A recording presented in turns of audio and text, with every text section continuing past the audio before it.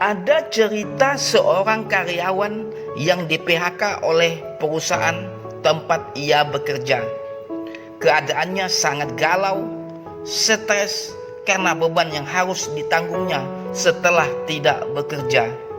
Mulai dari beban pengeluaran setiap hari hingga cicilan-cicilannya harus dibayar setiap bulan.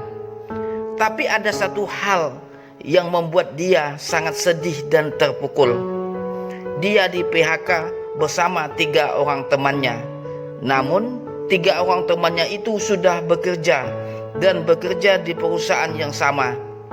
Dia merasa ditinggalkan oleh ketiga temannya itu, dan dia sempat berpikir, kenapa saya tidak diajak untuk ngelamar di perusahaan itu? Walaupun saya tidak diterima, tapi saya puas karena saya tidak ditinggalkan. Mungkin nasib saya saja yang kurang beruntung, karena perusahaan itu hanya memerlukan 3 karyawan. Kawan, dari cerita ini mungkin kamu pernah mengalami keadaan seperti ini. Punya banyak teman di lingkungan tempatmu bekerja atau di mana saja.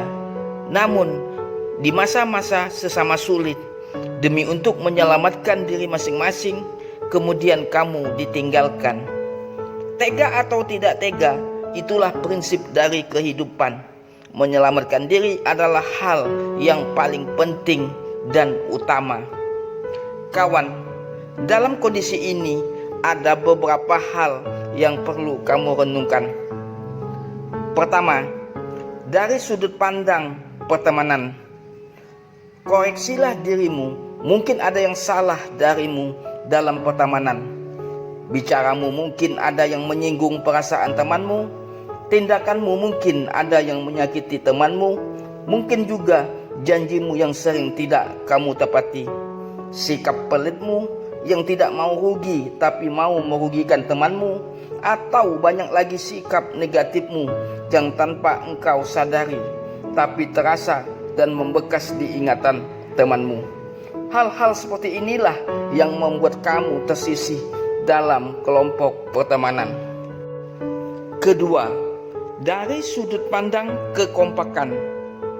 Biasanya kalau kamu bekerja di tempat ramai, entah itu sebagai karyawan yang karyawannya ramai, entah itu pegawai yang pegawainya ramai, biasanya kalau kamu ikut arus atau pendapat yang ramai alias tidak melawan arus, kamu akan aman, tidak akan dikucilkan, bahkan dianggap bisa bekerja sama, saling menjaga, saling melindungi. Ya, yang penting amanlah. Tapi apabila kamu melawan arus atau sering beda pendapat, apalagi sering berdebat, sudah pasti kamu akan dikucilkan. Kamu memang teman dari mereka, tapi kamu tidak dianggap teman yang baik bagi mereka. Namun dalam sudut pandang yang kedua ini, saya hanya ingin mengingatkan, jikalau arus yang kamu ikuti adalah arus yang baik, yang positif alias benar, maka menyatulah bersama teman-temanmu itu. Itulah teman yang baik, saling mengingatkan, saling mengajak kepada hal yang positif.